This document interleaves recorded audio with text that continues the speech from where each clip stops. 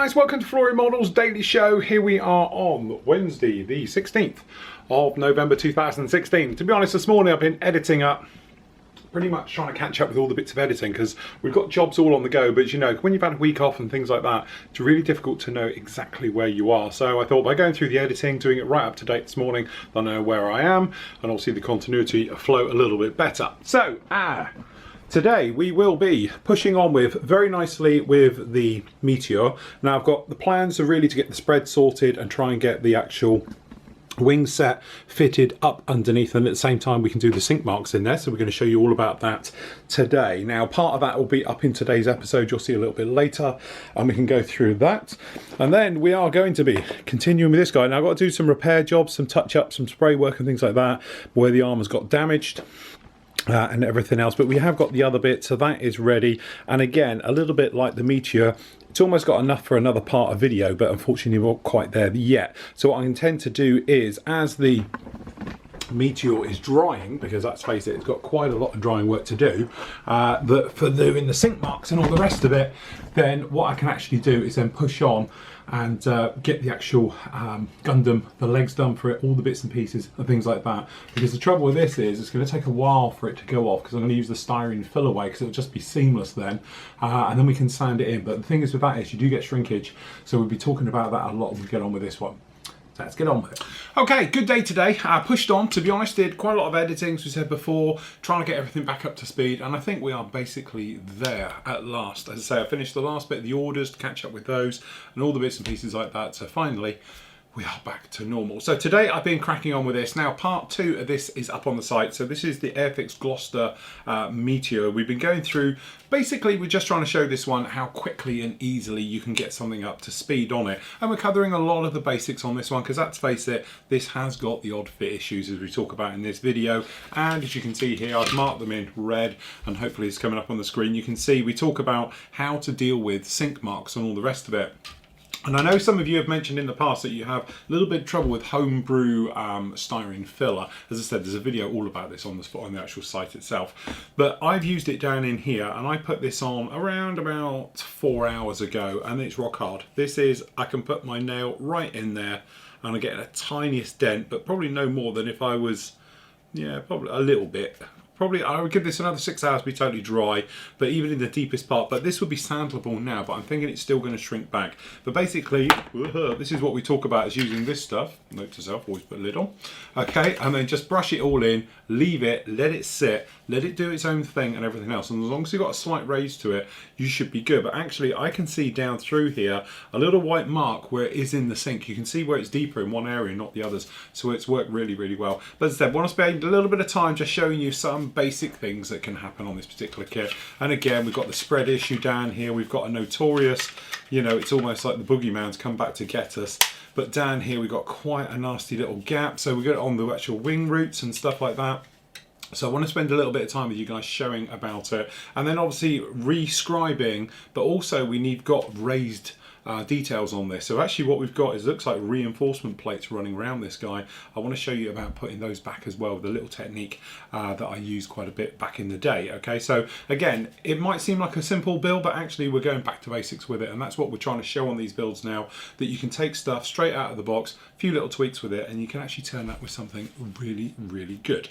Thank you for all the feedback yesterday. A lot of you are saying it's great you do the questions. Can you do them every day? So that's what I'm going to do now. My section I have on the forum, you know, the one that's basically Ask Phil. Okay, I'm going to clear it because we're on to page 13. And I say I tend to answer them video because it's so much easier than trying to type it all out and everything else like that. So if you answer me a question, what I'll do is I will put a little date stamp underneath it. I'll edit your post and do it. So I'm going to clear it all off. But in the meantime, Kevin has asked me today, goes, I was just wondering if you had an opportunity to try out the new Outlet mil-spec enamels. I was considering them as I find enamels just a little bit more durable than acrylics. Also, I've been using Revell Aquacolor of late and find them really good, especially as good as they're so thick. You get a lot more than double what you'd pay for 165. Now, we've spoken about them before. They do work, don't get me wrong. The last thing I sprayed as a whole with this stuff was when I did a I'm just trying to think what it is now. It is a E2C Hawkeye. Sorry, there's a feather floating around. I did one of those, and I must admit, I used the white because I was out of white.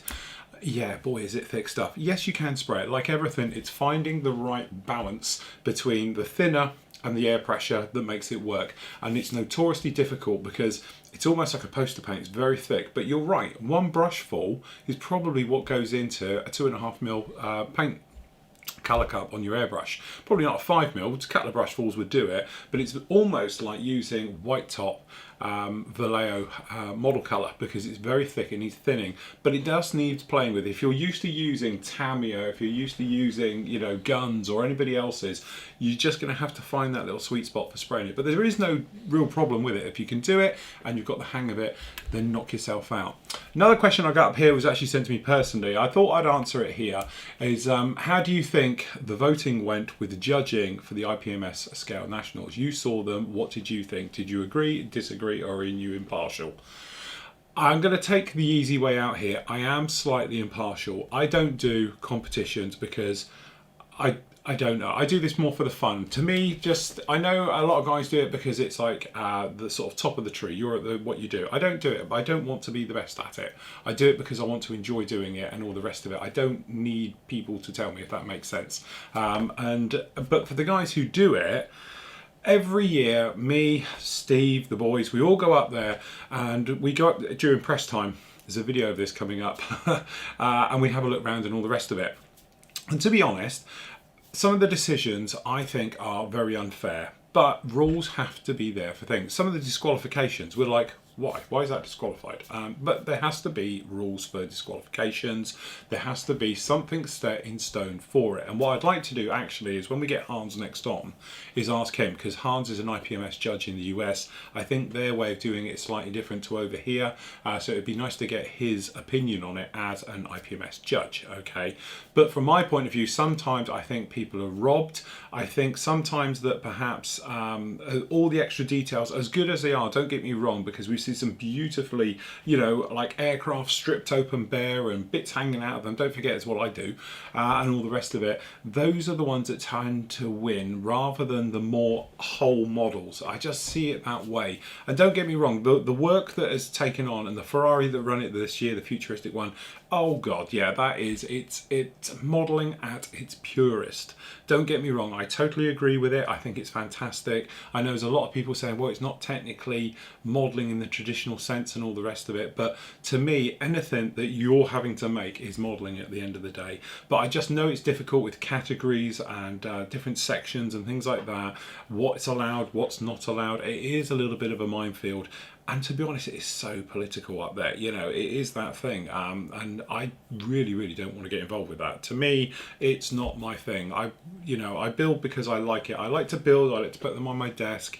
And I like to show them on our branch stand and things like that and bits and pieces I'm absolutely fine with.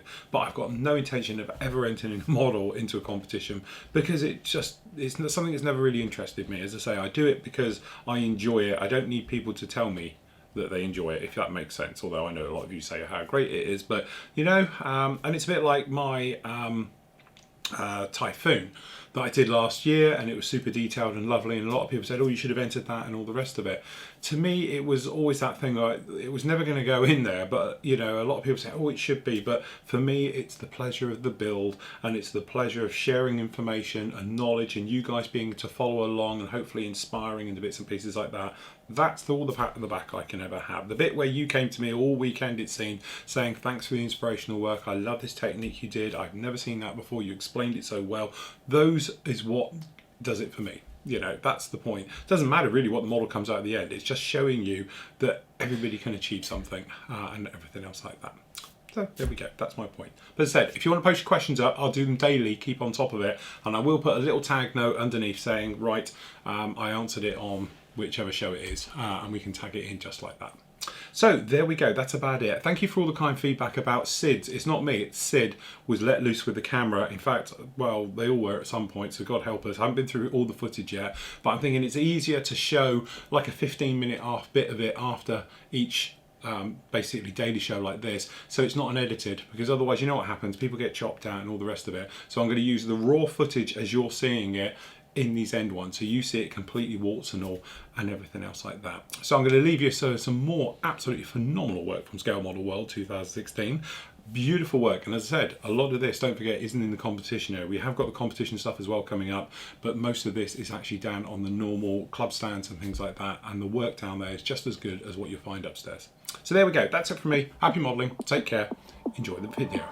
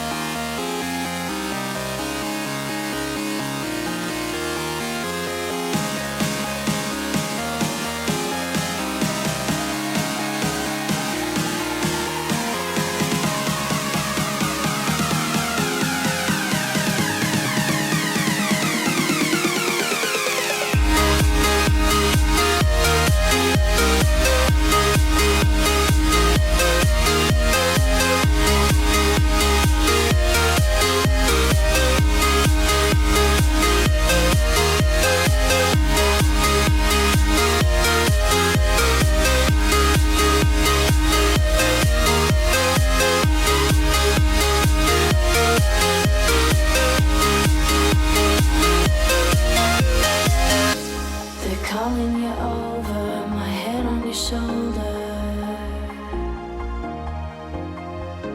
Familiar faces prolong the embraces.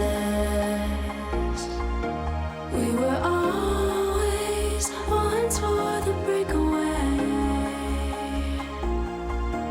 but we're nearing chances to wake the day. They're calling you over, the methods are bolder. We're lost in the time now, reminding ourselves how we were always one toward the breakaway,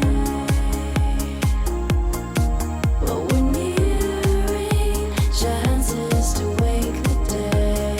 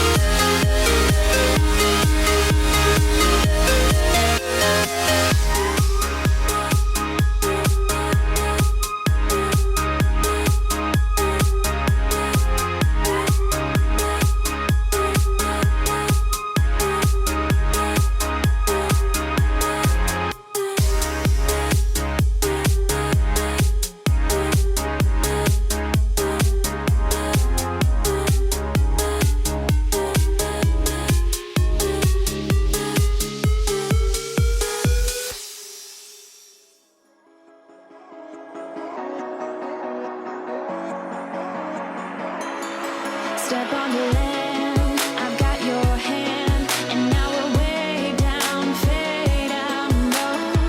Was it your plan? Can't understand. I love the air you bring, everything. Under the sun, our fire is burning. You tell me to hold on tight. I wish that we could stay here forever. I wanna remember. Oh, the sight of you brings the fight in me, makes me wanna move. Fingers down your spine, looking in my eyes, feel your hands on mine. Tonight we're freer than ever. I wanna remember. Oh, we run every endeavor. I wanna remember.